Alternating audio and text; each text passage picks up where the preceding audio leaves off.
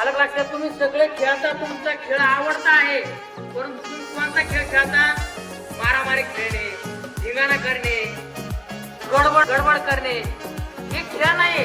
तर खेळाला एक शिस्त असते, हाचा खेळ आणि शिस्तपणा. म्हणून आपल्याला या खेळाच्या निमित्तानं आपण शिस्तही पाळली पाहिजे.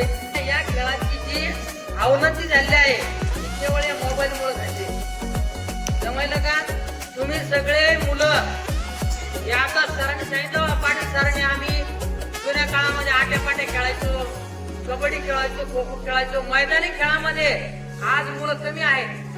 मैदानी खेळ काय, प्रत्येकाला वाटतं की आपल्या चेटीला माती नाही लागली पाहिजे. मग बरोबर आहे की नाही? आपल्या चेटीला माती नको लागायला आपण अगदी टेबलावरती बसून मोबाईल खेळायचं, त्यावरती गेम खेळायचं, ही आपली पद्धत तयार झालेली आहे. म्हणून आपल्याला इथून पुढे मैदानी खेळाकडे लक्ष द्या. कारण खेळ जर तुम्ही खेळले तर तुमच्या आयुष्याचा खेळ हा पूर्णत्वाला जातो, म्हणजे पूर्णत्वात जातो.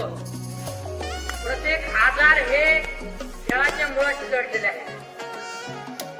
प्रत्येक आजार हा आपल्या खेळाशी जडलेला आहे. माणसाला खेळापासून आनंद मिळतो, शरीर मजबूत होतं. या सगळ्या गोष्टी एका खेळाने, या सगळ्या गोष्टी एका खेळाच्या आनंदाने झालेल्या आहेत. उठसूट मोबाईल. तर आपला हा मोबाईल जर कमी करायचा असेल तर आपल्याला मैदानी खेळाकडे वळावं लागेल. तर तुम्ही लक्षात ठेवा की आपल्याला जर तंदुरुस्त राहायचं असेल, आपल्याला जर मजबूत व्हायचं असेल, आपल्याला आपली क्षमता जर वाढवायची असेल तर आपण आपला खेळ जोपासला पाहिजे. लक्षात? तरी प्रत्येकाने खेळ जोपासा, त्यामध्ये पारंगत व्हा आणि आपल्या आयुष्याला एक खेळ म्हणून त्याच्याकडे पहा. खेळामध्ये आपण ज्या वेळेला खेळ खेळतो त्यावेळेला आपण एकमेकांचे देश विसरून जातो. आपण आपल्याला फक्त एकच ध्येय राहतं की मी जिंकलो पाहिजे. बरोबर की नाही?